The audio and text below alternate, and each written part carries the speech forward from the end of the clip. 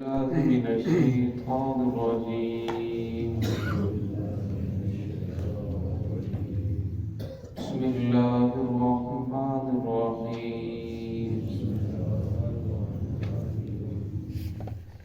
لا جناح عليكم إن طلقتم النساء ما لم تمسوهن أو تفرضوا لهن فريضة ومتعوهن على الموسع قدره وعلى المقتر قدره متاعا بالمعروف حقا على المحسنين. بسم الله الرحمن الرحيم. لا جناح عليكم إن طلقتم النساء ما لم تمسوهن أو تفرضوا لهن فريضة ومتعوهن على الموسع قدره وعلى المقتر قدره متاعا بالمعروف حقا على المحسنين. لا جناح علیکم، کوئی حرج نہیں ہے تم پر، ان طلقتم النساء، اگر تم طلاق دو عورتوں کو، ما لم تمسوهن، وہ عورت جس کو آپ نے چھوا بھی نہ ہو، ہاتھ بھی نہ لگایا ہو، او تفرضوا لهن فریضہ، یا اس کے لیے مہر مقرر نہ کیا ہو، ومتعوهن، اور اسے نفع دو، فائدہ دو، یعنی کپڑے دو، علی الموسع قدره، مالدار پر، قدره اس کی وسعت کے بقدر ہے، وعلی المقتر قدره، اور فقیر پر اسی کی بقدر ہے، متاعا بالمعروف، یہ فائدہ پہنچانا ہے عمدہ طریقے کے ساتھ، حقا علی المحسنین، یہ حق ہے نیک لوگوں پر۔ گزشتہ آیات کے اندر طلاق، عدت کے مسائل کا رہے ہیں، یہاں بھی اللہ رب العزت نے اس عورت کے مسئلے کو بیان فرمایا۔ فرمایا نکاح ہوا، نکاح کرتے وقت مہر مقرر نہیں ہوا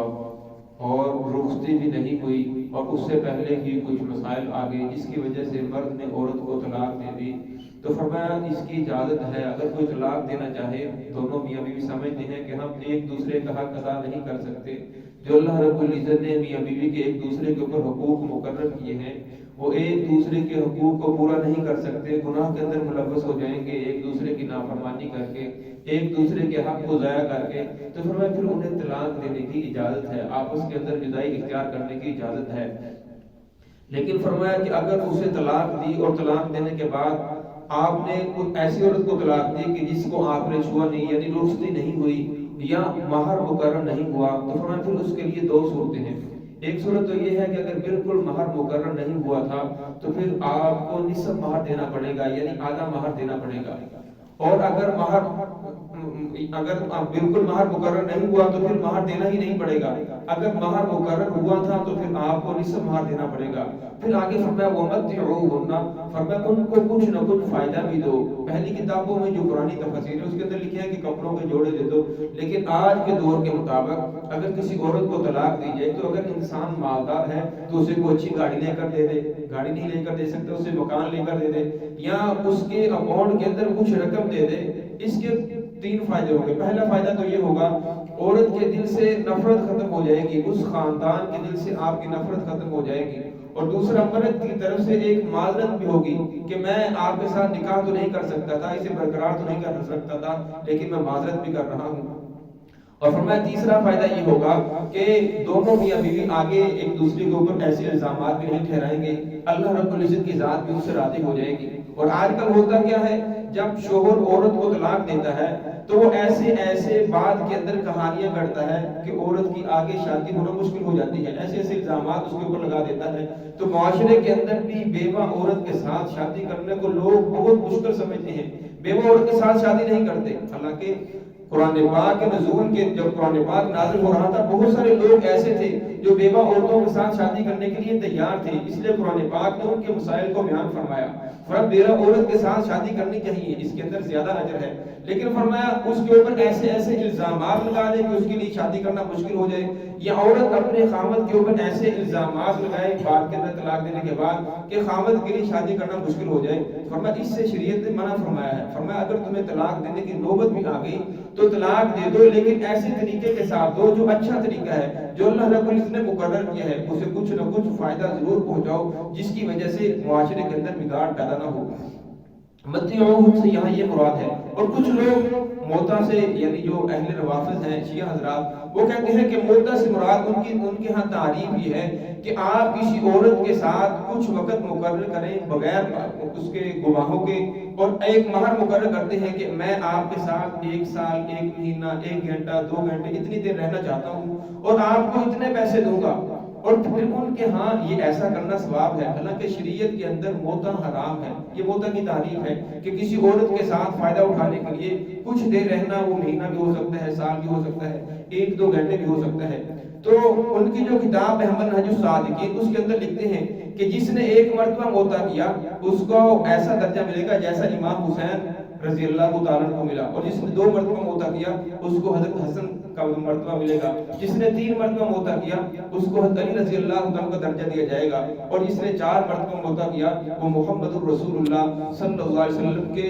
درجے کے اوپر نعوذ باللہ پہنچ جائے گا۔ ایسی خرافات گھڑی ہیں۔ اور برہان الموتا کے اندر وہ لکھتے ہیں، جس کو وہ امام صادق رحمۃ اللہ علیہ کی طرف منسوب کرتے ہیں، کہ امام صادق رحمۃ اللہ علیہ فرماتے ہیں کہ جس آدمی نے موتا کیا، موتا کرنے کے بعد جب وہ غسل کرے گا، اس کے جسم سے جو پانی کا قطرہ ٹپکے گا، ہر قطرے کے بدلے میں اللہ رب العزت 70 فرشتے پیدا فرمائیں گے، اور 70 فرشتے اس آدمی کے لیے قیامت تک مغفرت کی دعا کرتے رہیں گے۔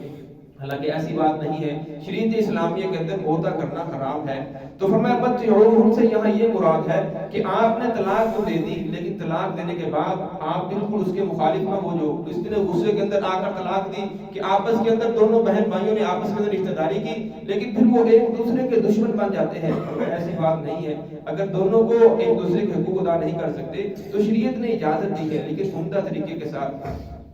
پھر آگے فرمایا وَعَلَى الْمُوسِعِ قَدَرُهُ، جو آدمی مالدار ہے تو مالدار کو چاہیے کہ وہ اپنی وسعت کی بقدر دے۔ ایک مالدار ہے وہ ایک جوڑا اٹھا کر دے دے، فرمایا ایسی بات نہیں، بلکہ اگر اللہ نے تجھے مال و دولت عطا فرمایا ہے تو پھر تو اپنی وسعت کے مطابق، اپنی مالداری کے مطابق اسے کچھ نہ کچھ فائدہ پہنچاؤ۔ وَعَلَى الْمُقْتِرِ قَدَرُهُ، فرمایا ایک آدمی غریب ہے، فقیر ہے، فرمایا اس کے اوپر جو موتا دیا جائے گا، نفع دیا جائے گا، وہ اسی کی بقدر ہے، وہ کپڑے دے دے، یہ جو بھی وہ فائدہ پہنچا سکتا ہے اس کو فائدہ پہنچائے۔ متاعًا بِالْمَعْرُوفِ، فرمایا عمدہ طریقے کے ساتھ۔ بعض مرتبہ انسان دیتا ہے لیکن دل